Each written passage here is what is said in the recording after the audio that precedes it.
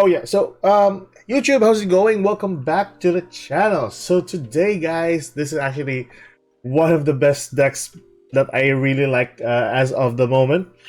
So this is Rocks and Fairies, but to be more specific, Adamancipators and Floanderies. No, I'm kidding. This is Adamancipators and Vertilizer Fairies. Now the synergy with this deck is just amazing. So having a 3 offs for each of the monsters, including the Adamancipators, and then the selected few Vertisil monsters are quite enough to actually make this deck really good. The synergy is quite uncanny in a sense, but having to lock you out on just earth monsters is not really a big deal because most of your monsters just revolves on rocks.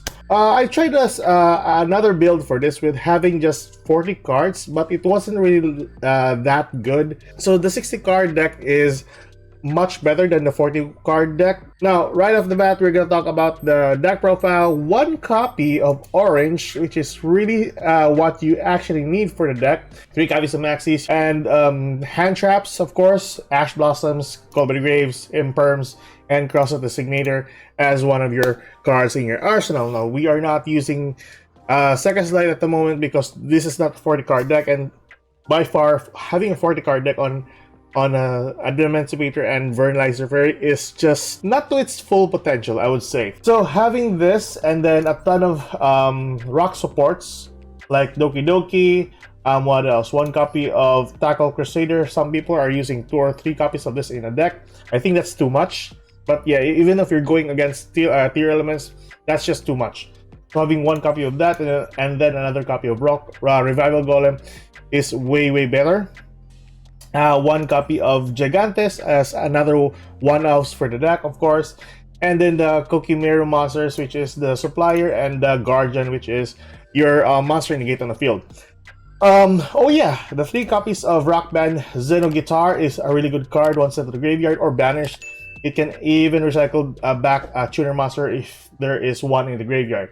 What else? The only Vertilizer monsters that we are using here is the Thawing, the Misting Seedlings, and the... What's the Thawing? No, not the Thawing. This is the Awakening Forest and the Seedlings. Yeah, that's much better. So yeah, having get a copy of 1 Earth Fairy monster, and then 1 that can send 1 Earth monster from your deck to the graveyard, which is your always go-to card here to send to the graveyard is either your Tackle Crusader or 1 copy of Revival Golem. If ever you're going first, Revival Golem is really the key to actually go into a level 4 XZ monster for what you call this? Gallant Granite. So that's it. Even though we are on 1 copy of Black Dragon, it is really insane. This is one of the best broken cards there is for an Adamancipator deck. And by far, it is still broken as of today. Insignificant cards that you can actually see here is the 2 copies of the Sharon, which is not that bad to actually add into the deck. This is a level 4 card, by the way, and you can just discard any monster on your hand. So basically, if ever you have another extra monster, which is mostly the composition of your deck 80% of the time, then you can just drop off 1 copy of monster that you don't really need on your hand. What else? Spell and Traps, 2 Imperms that I talked about earlier. The 2 copies of That Grass Looks Greener. Like I said, it's a 60 card deck, so you need that grass. 1 copy of Foolish Burial Goods, just to send 1 copy of whatever monster that you need.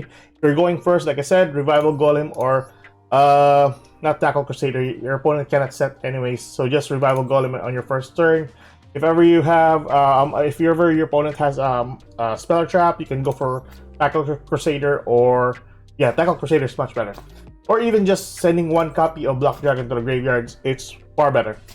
That's basically it. That's your main deck. Nothing much has actually changed for an Adamancipator support. Of course, 3 copies max out the copy of Gem of Seafront. Really good card to actually add your normal summon for any Earth monster. Or Water monster, of course, but Earth monster is basically what we're going for. What else? I think that's basically it. Oh yeah, 1 copy of Nemesis Corridor for your Thunder Dragon Colossus. Extra deck. Your only 2 level 4s here is Cupid Pitch and 1 Herald of Arclight because most of the time you'll have a lot of level 2s basically. And if not, you have you can go for level 2s into 1 copy of Sprite Elf. So yeah, that's Cupid Pitch. Yeah, Cupid Pitch will search out a copy of Corridor. then Corridor to Colossus. And then for your level 6, our only level 6 is your Reptite. And then for level 8s, you have 1 copy of Synchro or Crystal Wing, and then 1 Dragite. Your 2 level 10s, which is Barrow the Floor, and your Sheng Ying. The only XZ monster, which is the Granite, which is very useful for the deck. Just 1 copy of this is basically what you need. Now for your Leg Monsters, 1 IP Masquerena, 1 Sprite Elf, really good for the deck. For your level 2, since most of your deck is composed of, well, not basically, but yeah, 1/3 or 1/4 of your deck is composed of level 2s. Nightmare Unicorn, Appaloosa, Goddess of the Close World, and Axis Code Talker. So that's it, basically. That is the composition for the main deck, guys, and the extra deck. Let's go towards the replays just to showcase this deck and how it works. Let's go to the replays. Alright guys, so here we are with the replays, and we have 3 replays for you guys today. Mostly tier elements basically, but yeah, this is really a good deck to actually play on tier elements by far. If you're going first, then you basically set up a good board. If you're going second, there are some chances that you'll win actually the game. So start first, we got Doki Doki, 1 Seeker, 1 Guardian, 1 That Grass, really good for a starting hand, and 1 copy of Infinite Impermanence. Our opponent's going first, which is, he actually bricked here, so he actually used Scream, normal summon Mamudora, and set 1 card face down. So not that much that you can expect for a tier elements deck. And to top it all off, we got or we drew into a copy of Designator. So insane. There we go. So we use That Grass. Our opponent is gonna use Maxi. We go for Cross the Designator here. And at this point on, if it were me, I'm just gonna scoop basically. But yeah, just checking the graveyard here. Then we target a copy of Researcher, sending back 1 copy of 1 monster, and yeah, we go. Normal summon our Guardian for our defense against a monster effect. Spell summon a Researcher, get a copy of Doki Doki. Spell summon once more for our Seeker, and we go for a play into Arclight. So Arclight is a really good counter to tier elements if ever he has Halfness or whatever monster he has in his hand that can send to the graveyard. We can just use the effect of Arclight. Use the effect of Seeker, try to get a copy of whatever monster that will benefit us. So it's basically just a ton of Excavate, typically. But yeah, really good. So we go for Granite, get a copy of Black Dragon here, and I think we go into Sheng Ying. I think we go for Sheng Ying here. Sheng Ying, because that's the best choice here. It doesn't really cut out if we're going for Bear on the Floor. But needless to say, it was still fine. So with the effect of Black Dragon, we got a copy of the Researcher, the Analyzer, and 1 copy of Seafront, which is really good for an additional normal summon. So Seafront's gonna be activated. Banish 1 back row, but I was really shocked that he activated Super Poly here. So I was checking my field. So there's nothing there that he can actually use aside from Gallant Granite. There we go. Might as well banish the Scream. From a summon Analyzer, and then what did I summon here? Forgot about this. I think we go for Crystal Wing. Did I go for Crystal Wing here? Yeah, Crystal Wing. Crystal Wing, and then banish for Block Dragon. So that's basically game. We have more than lethal. There we go. So that's first game. Alright, Tidozi. Okay, so we are going second still. We got 1 Doki Doki, 1 Researcher, 1 Tackle Crusader, 1 Zeno Guitar, and 1 Impermanence. Our opponent is going first. So once he actually used the effect of Terraforming, we immediately assume that he'll go for a Flow on the Race play or Tier Elements play, which of course, Tier Elements. Game in the field. So we're just saving the effect of Infinite Impermanence here, so might as well gonna toggle off just to avoid the prompt for a negate. So in his mind, he's still gonna be confident enough to play the whole Tier Elements lineup. So I'm just waiting for the Kikala summon to the field, so it's much better to negate that rather than the other monsters. So this is basically somewhat of a soft choke point for Tier Elements deck. But yeah, Kikalas will stop. There we go. That's basically it. So one Solic is there on the back row, so I'm just expecting something else. But yeah, on our turn we got a copy of that grass, so might as well gonna use it. We check our graveyard. I think we got one Block Dragon here. Yeah. There we go. Bible Golems will be Strail summoned. Zeno Guitar will retrieve one copy of Analyzer, return back a copy of Zeno Guitar. So that's really insane. And we haven't normal summoned yet, so perfect. It's gonna negate the effect of my research rate here, which is very funny. And then, but yeah, with the effect of the Kikalas, we actually check the graveyard. There's one Keldo and Medora, which is very scary, to be honest. I don't know why he didn't use it on my Block Dragon, by the way. But yeah, continue. Get a copy of Crime, I'm guessing. So might as well gonna, since he has the Medora and the Keldo in the graveyard, might as well use my own copy of Medora. But this guy, for some reason, uses the effect of Snow instead of his very own Medora or Keldo. So I'm not sure that's a really good monster to actually summon. But needless to say, it's his choice. So summon to the Snow on the field. And yeah, that's basically his shufflers right there. Whoa, this guy is big braining it. So we go for Analyzer, try to search out or excavate some cards, which we got Supplier, get a copy of the Guardian. There we go. And we go for Gallant Granite, was it? No, I'm pretty sure I got Gallant Granite. No, I didn't use Granite here.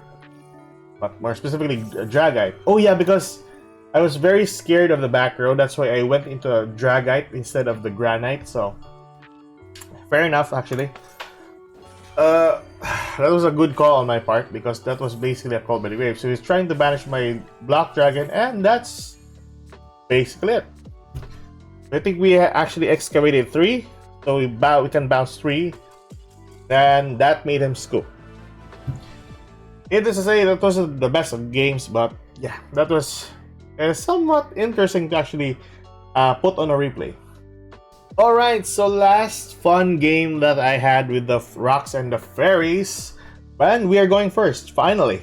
So we'll have one Rock Band, one Sharon, one Kelbeck, and one Agido with, of course, Call by the Grave. Not the best of hand though, but it works. It works. So, let's play. We go for Sharon, sending a copy of Agido to the graveyard. We use the effect of Agido, and then use the effect of Zeno Guitar, get a copy of our Tackle Crusader.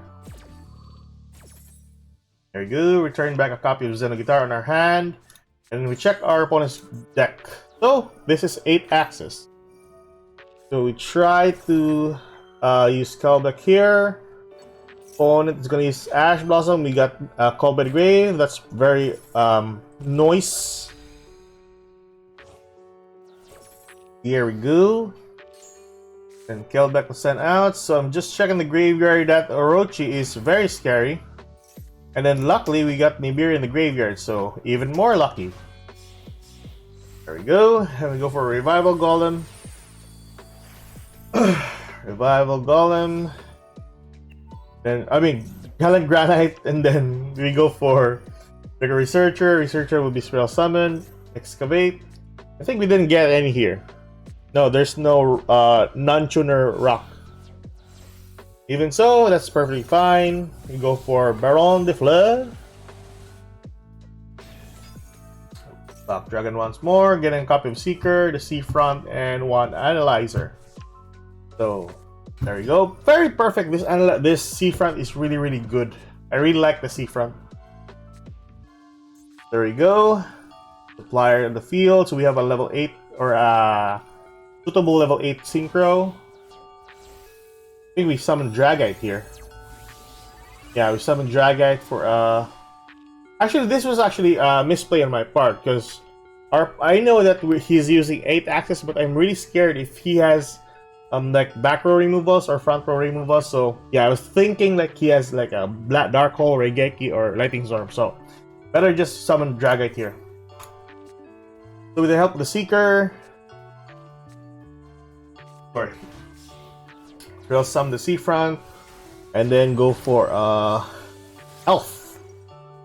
Then again, I'm still burping. Then remember summon once more, and I try to go for a level 6 Reptite, and then push my luck into a level 4 Synchro if ever, or a level 4 Tuner, which we actually did. So that's basically our last monster here, which is Xiangying. That's it, basically. So, graveyard check. I have 1 Shuffler. If ever, he'll use the effect of Orochi. But yeah, let's see. So that's a really good board to have, actually. So our opponent's turn. Number 7, the Luna. We won't allow him to actually get a hold of the Spellcaster, which in turn he actually used the effect of Luna. Which luckily our elf is in a position where he can't target my Baron on the floor or my Xiangying. So that's that. We go for Thunderbird. Put a copy of 1 Orochi to the graveyard, which is somewhat sad, to be honest. But he scooped, yeah. So that is basically the game. How fun the rocks and fairies are. The synergy is just perfect with them. So that is basically the replays, guys. Let's move towards the outro. So those were the replays, and that is the deck profile for you guys today. Keep safe, good luck. I'll see you guys in the next video. Hopefully we'll tackle another archetype in the near future. That's me signing off. Good night. Bye-bye.